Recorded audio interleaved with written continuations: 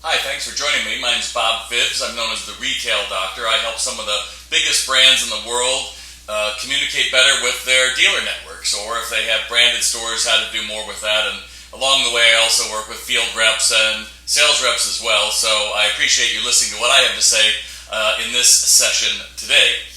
So I always start with goals. I mean, why are you watching this video?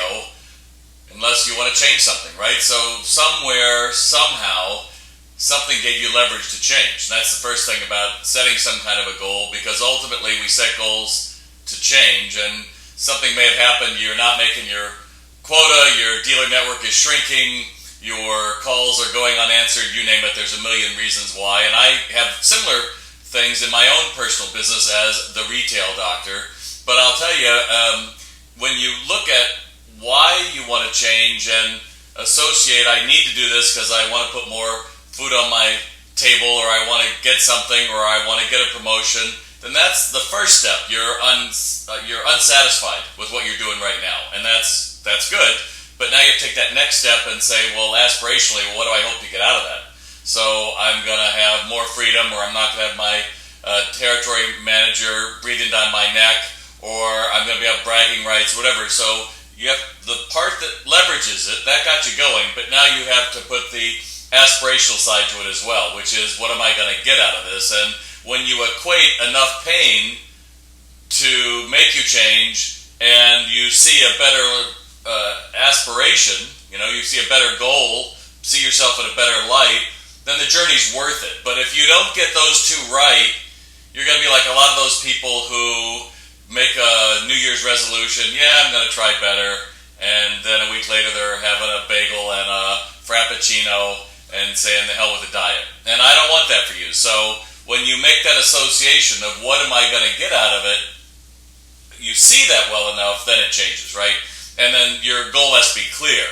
So you can't say, the example I always heard when I was going through, Zig Ziglar and Tom Hopkins and a lot of those guys in the 80s, that think of it as two ways. Your buddy says, let's go on a cruise. And you're like, okay, great. What are we going to do? Well, we're going to have fun, and it'll be nice, and it'll be great. We'll be gone for 2 weeks. It's all included. And you're like, maybe.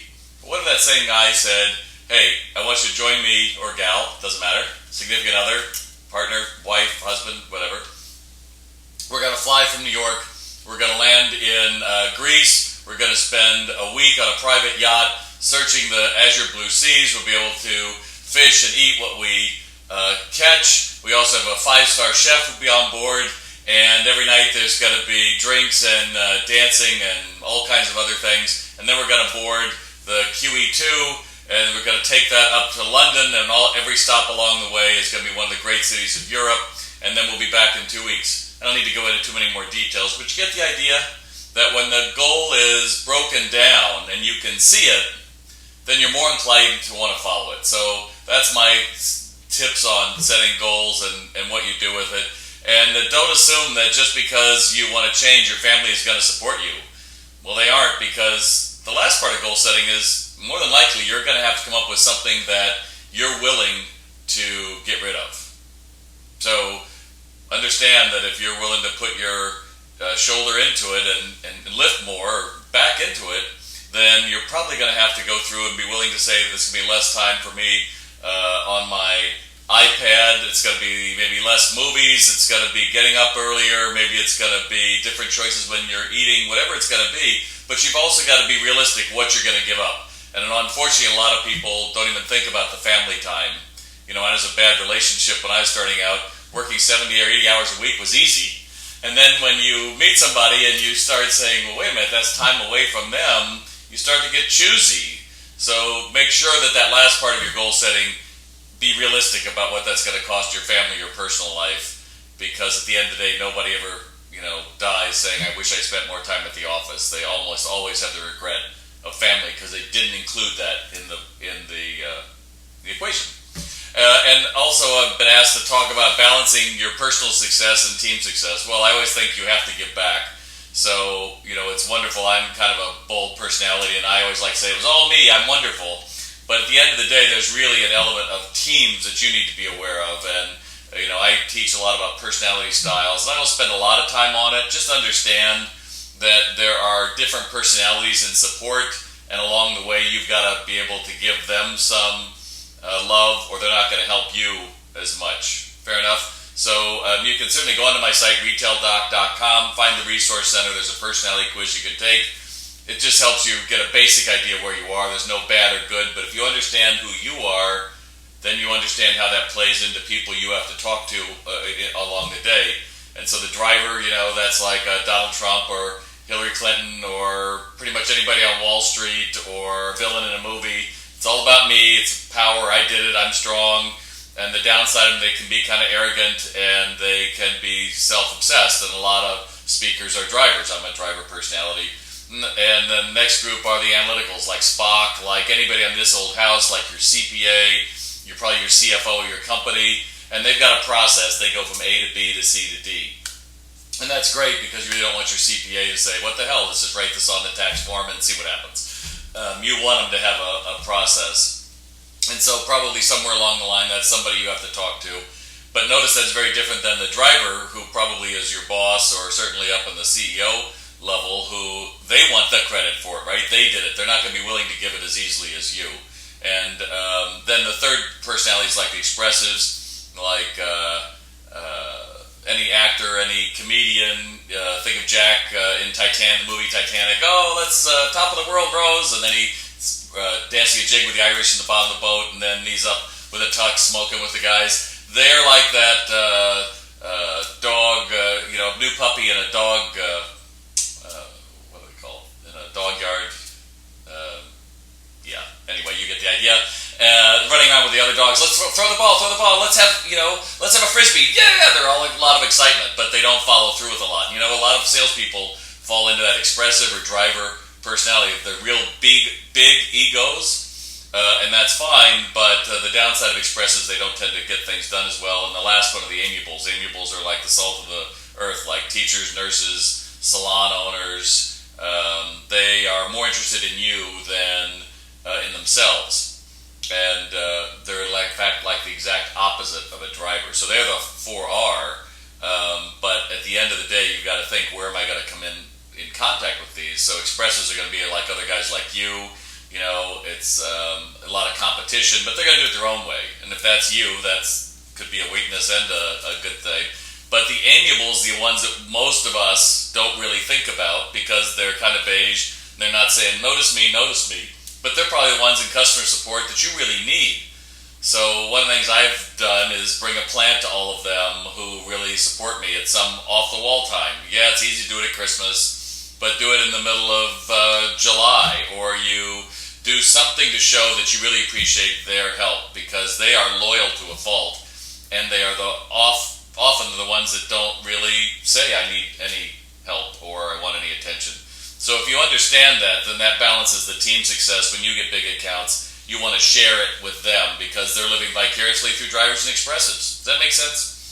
So, and the last thing is amiables love stories. So you tell them about what happened, they like all of that. But again, drivers are more ego, analyticals more facts, expressives are what's new, trendy, cool, I did it, I tried it, and then amiables are more the stories. So, what are the hard questions you have to ask yourself if you fall short of goals? The number one place I always start is, what could I have done better? So, what did I bring to the table that was wrong? What could I have said differently? And then also acknowledge that, maybe I was here at the wrong time for them. Maybe they had too many people that were asking the same thing. Maybe they were having a bad day. Maybe I didn't prep the call well enough. And then I always go with, what information do I wish I had now that I should have gotten before the call? So, one of the big things I like to do is check everybody out on LinkedIn and Facebook. That's pretty easy to do. You should at least have a basic understanding of how that works so that you can go through and understand what they've been up to. And yeah, maybe half of your clients aren't, but if they are on it, you can get an awful lot of information about them pretty easily. And in the old days, we'd say, just try to get in the door and then look around and see if there's anything you have in common. And that still can work. But the days of you walking in as an outside field rep and, hey, how's it going? Oh, it sucks to be us. Oh, yeah, here's a dozen donuts.